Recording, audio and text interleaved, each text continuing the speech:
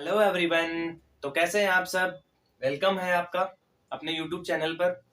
तो अपन स्टार्ट करते हैं एक मोटिवेशन के साथ, ठीक है। ध्यान से सुनिएगा। काम करो ऐसा कि पहचान बन जाए। काम करो ऐसा कि पहचान बन जाए। हर कदम चलो ऐसे कि निशान बन जाए। हर कदम चलो ऐसे कि निशान बन जाए। जिंदगी तो हर कोई काट लेता है यहाँ। जिंदगी जियो ऐसे कि मिसाल बन जाए।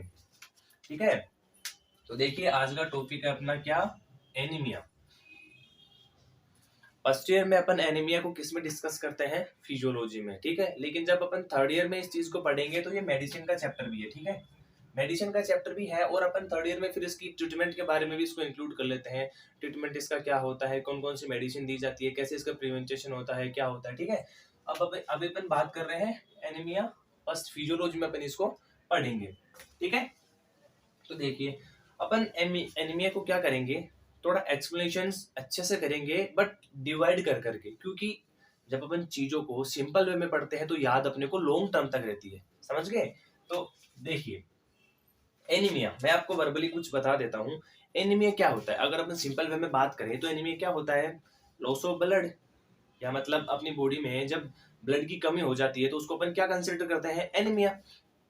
लेकिन अगर अपन इसको साइंस की लैंग्वेज में बात करें तो condition characterise by reduction of RBC count, क्या, reduction of RBC count and haemoglobin content low, ठीक है। अब देखिए या तो आरबीसी के काउंट में रिडक्शन हो जाएगा, मतलब आरबीसी बनना ही कम हो जाएगी, या सेकंड क्या होगा, हीमोग्लोबिन कंटेंट लो हो जाएगा, हीमोग्लोबिन का जो लेवल है वो डाउन हो जाएगा। अब देखिए इंडिया में मोस्टली क्या होता है कि जो एनीमिया होता है ना वो मोस्ट कॉमन है, और वो भी किसमें, फीमेल में। रीजंस, फीमेल में क्या होता है कि मेंस्ट्रुअल ब्लीडिंग होती है हर मंथ। मेंस्ट्रुअल ब्लीडिंग के कारण क्या होता है, जो एक्सेसिव ब्लड लॉस हो जाता है, जिसकी वजह से उनको एनीमिया की प्रॉब्लम होने लग जाती है। और सेकंड चांस अपना क्या बनता है, प्रेगनेंसी, ठीक है। प्रेगनेंसी में क्या होता है कि जब अपने को इंटेक तो अपन कम ले रहे होते हैं, बॉडी को ज्यादा नीड होती है, तो इंटेक कम होने से और नीड ज्यादा होने से की वजह से क्या हो जाता है, जो बॉडी में होता है ना वो आयरन और फोलिक एसिड की कमी होने लग जाती है, जिसकी वजह से एनीमिया शो होने लगता है, एनीमिया के शो सिम्टम्स होने लगते हैं। इसी वजह से जो इंडियन गवर्नमेंट है उसने क्या किया है, जो अपने जो सीएससी होते हैं या गवर्नमेंट अस्पताल होते हैं, कहीं भी कैंप वैम्प लगा के जो फोलिक एसिड और आयरन की जो टेबलेट होती है ना वो मुफ्त में खिलाई जाती है। जो मेंस्ट्रुअल वुमेन होती है उनको भी फोलिक एसिड और आयरन की टेबलेट मुफ्त में दी जाती है, जिससे क्या हो कि इनको प्रिवेंट किया जा सके, एनीमिया को प्रिवेंट किया जा सके, ठीक है। तो अब अपन इसको देखते हैं। देखिए condition characterised by reduction of RBC count and haemoglobin count low. अब देखिए या तो कंडीशन हो सकती है ये हीमोग्लोबिन काउंट, या तो रिडक्शन ऑफ आरबीसी काउंट, यानी आरबीसी का बनना कम हो जाएगा, आरबीसी काउंट कम हो जाएगा। क्या कंडीशन हो सकती है ये सेकंड कंडीशन की हीमोग्लोबिन कंटेंट लो हो गया, या ये दोनों हो सकती है, ठीक है। और आइदर या तो ये या दोनों भी हो सकती है, ठीक है। अब देखिए अपन ग्रेडिंग की बात करते हैं। ग्रेडिंग कुछ नहीं है, अपन कब कंसिडर करेंगे कि जो एनीमिया है वो फर्स्ट लेवल पे है, माइल्ड है, मॉडरेट है, सीवियर है, कौन सी स्टेज क्रॉस कर चुका है, वो ग्रेडिंग है। और वो अपन ग्रेडिंग किसके हिसाब से देखते हैं, हीमोग्लोबिन के हिसाब से अपन देखते हैं। यदि देखिए 8 से 12 ग्राम पर डेसीलीटर, यदि ये अपने को शो कर रहा है कि हीमोग्लोबिन की जो कंटेंट है वो 8 से 12 ग्राम पर डेसीलीटर है, तो अपने को कंसिडर करेंगे माइल्ड एनीमिया, ठीक है। और 5 से 8 ग्राम पर डेसीलीटर अगर हीमोग्लोबिन है तो अपन बोलेंगे उसको मॉडरेट एनीमिया, ठीक है। और सीवियर कब बोलेंगे, जब लेस देन 5 ग्राम पर डेसीलीटर हो जाएगा, ठीक है। तो तीन कंडीशन हो गई। अब देखिए एक क्वेश्चन करते हैं कि अपन ये तो कंसिडर कर रहे हैं कि 8 से 12 हो गया, मॉडरेट में 5 से 8 हो गया, सीवियर में 5 से लेस हो गया, लेकिन जो वैल्यू होती है हीमोग्लोबिन की, जैसे फीमेल में कितनी होती है हीमोग्लोबिन की नॉर्मल वैल्यू और मेल में कितनी होती है, तो मैं आपको बता देता हूँ। देखो मेल में बता देता हूँ मैं आपको, मेल में कितनी होती है 13.5 ग्राम पर डेसीलीटर टू 7.5 ग्राम पर डेसीलीटर। मेल का मैंने बता दिया है कि मेल में नॉर्मल वैल्यू कितनी होती है हीमोग्लोबिन की, 13.5 ग्राम पर डेसीलीटर टू 17.5 ग्राम पर डेसीलीटर, ठीक है। अब वुमेन में कितनी होती है ये तुम कमेंट में बताओगे कि जो फीमेल होता है उसमें हीमोग्लोबिन की नॉर्मल रेंज कितनी होती है, ये मुझे कमेंट में बताओगे आप, ठीक है। मेल का मैंने बता दिया है, तो अपन उसी हिसाब से की ग्रेडिंग कर लेते हैं कि हीमोग्लोबिन, जैसे अपन क्या चेक करते हैं, मान लो अपन ने सीबीसी कर लिया, ठीक है, सीबीसी रिपोर्ट होती है ना, तो अपन ने सीबीसी कर लिया और उसमें अपने को शो कर रहा है कि जो हीमोग्लोबिन है ना वो 8 ग्राम पर डेसीलीटर है। तो अपन क्या कंसिडर करेंगे उसको कि इसको एनीमिया है, और वो भी किस लेवल का, माइल्ड इसको एनीमिया है, ठीक है।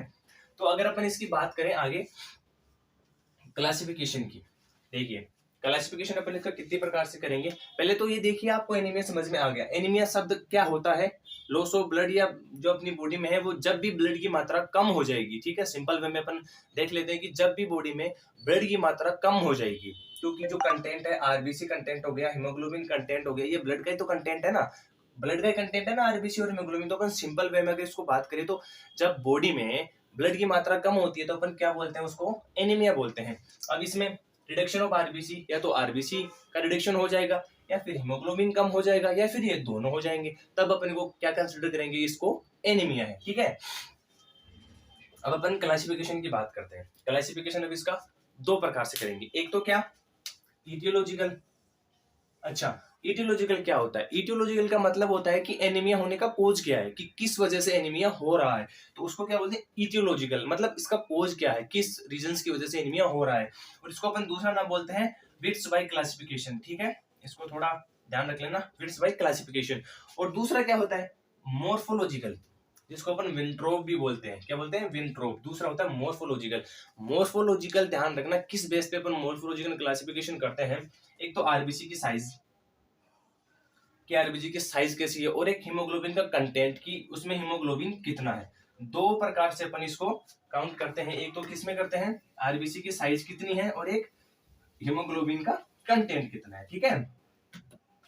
तो अपन फर्स्ट की बात कर लेते हैं, इटियोलॉजिकल क्लासिफिकेशन। देखिए इटियोलॉजिकल का सिंपल मीनिंग है कि कोज क्या है, एनीमिया होने का कोज क्या है, ठीक है।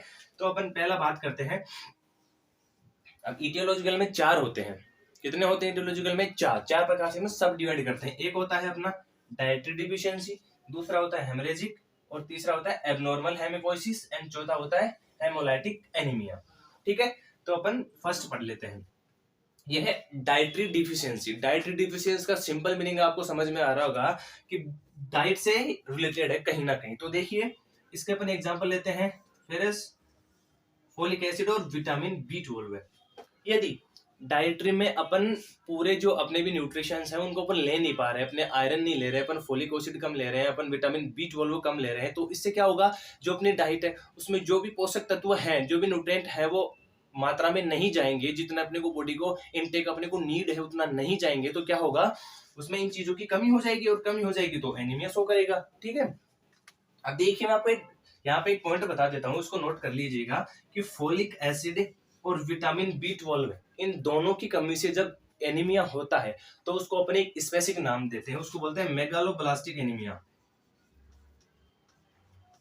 क्या बोलते हैं, मेगालोब्लास्टिक एनीमिया, यानी जो सेल्स होती है उनकी जो साइज होती है ना वो बढ़ जाती है, ठीक है।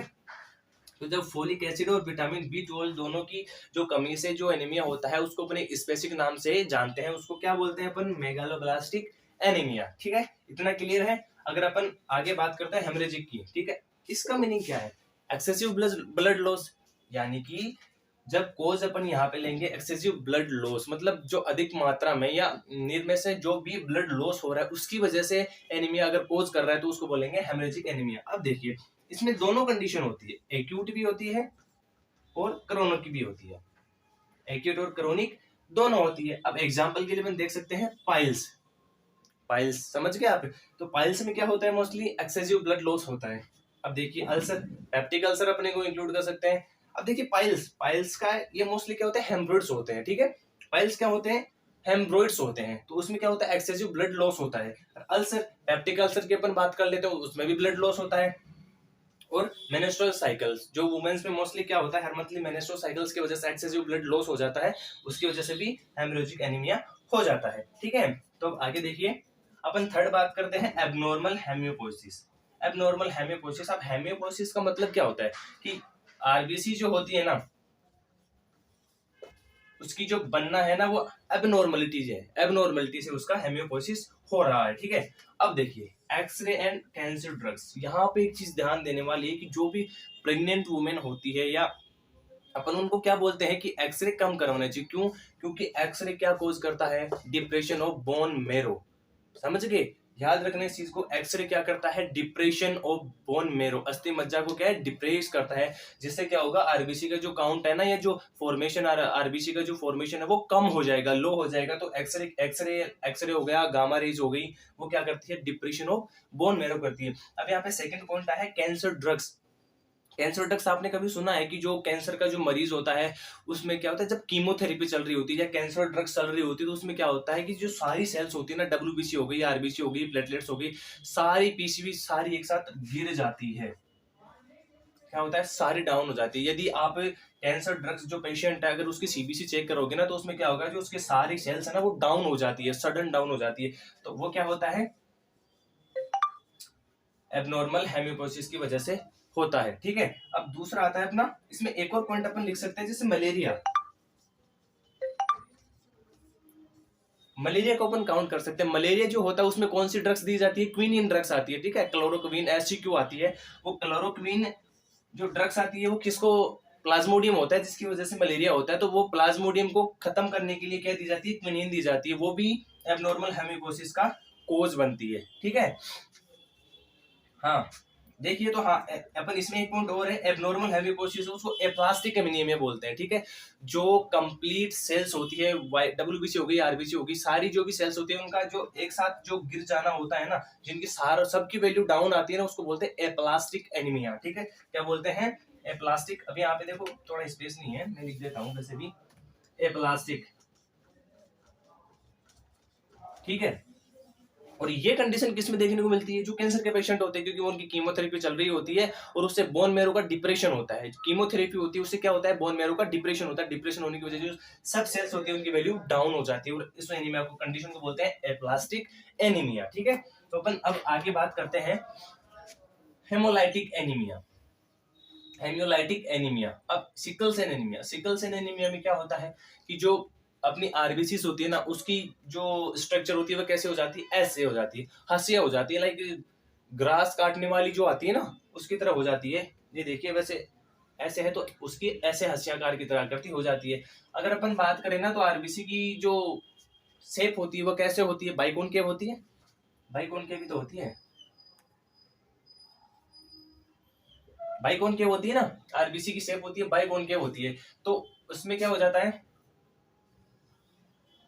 ये देखो, सिकल सेल एनीमिया में मोस्टली ये राउंडेड भी हो जाती है और हंसिया भी हो जाती है। बाइकॉनकेविटी की जो शेप होती है उसको छोड़ देती है और दूसरी शेप में आ जाती है, तो उससे क्या होगा? Sickle cell anaemia. अब देखिए एक वर्ड है थैलेसीमिया। थैलेसीमिया क्या होता है? थैलेसीमिया में आपको बता देता हूँ, जो हीमोग्लोबिन होता है ना, उसकी अल्फा और जो बीटा चेन होती है ना, अल्फा और बीटा चेन होती है ना, वो ब्रेक हो जाती है या लूज पड़ जाती है और ब्रेक डाउन होने लग जाती है, जिससे क्या होता है? थैलेसीमिया होता है। Thalassaemia is also type of anaemia. ये हेमियोलाइटिक एनीमिया में आता है। उसमें क्या होता है? जो अल्फा और बीटा चेन्स होती है हीमोग्लोबिन की स्ट्रक्चर में, वो दोनों ब्रेक होना स्टार्ट हो जाती है, तो उसको अपन क्या बोलते हैं? थैलेसीमिया बोलते हैं, ठीक है।